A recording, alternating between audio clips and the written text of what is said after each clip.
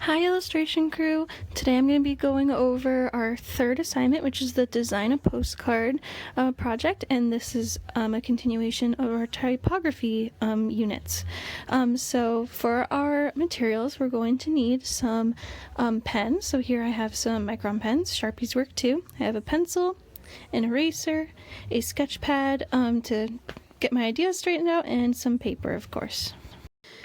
Alright, so like with our last project, I want to go over looking over fonts again. So this is defont.com, one of the websites I shared with you, and I'm looking for a cool font that kind of goes with my idea. So what I wanted to do for this project is I wanted to make a postcard for the Redwood National Forest, which is some place I've always wanted to go.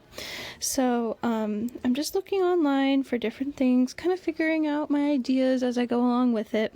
I ended up going with this font right here, which I found on Google, and I wanted something that was very tall.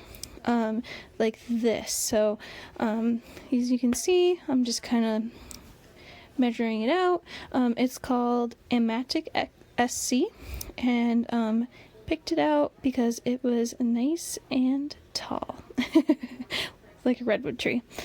Great. So next thing, of course, is we want to start sketching out some different ideas. So here I am thumbnailing some different ones. So I'll give you guys a minute to check those out. So I really recommend trying out different ideas. That way you can kind of like go through your whole thought process. You don't just go with your first one. You just kind of like see what you're thinking right here. So I'm just doing that. I kind of used this also to plan out where I was going to put my text on the postcard, which is really important, and I ended up going with that one right there.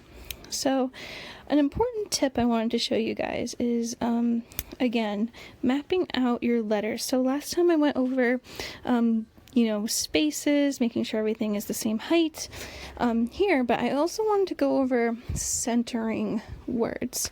So a great tip for that is counting how many letters that you have in a word and finding what is like the middle letter. And then when you draw out your word, you put that middle letter first and then you work out. So for redwood, the middle is a W, and then a national forest under it, the middle is the L. Yep. So then when you start actually sketching in your word, like I am here, you make sure that you put that letter in the middle space.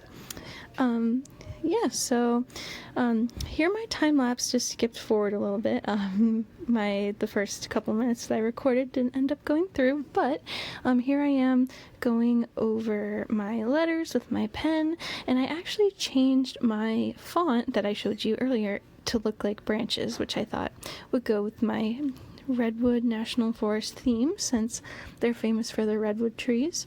So so then I was looking at some reference pictures of the Redwood National Forest and drew in my redwoods in the back, and here I am outlining them, shading them in so things stand out, go back in space, so it actually looks like that setting.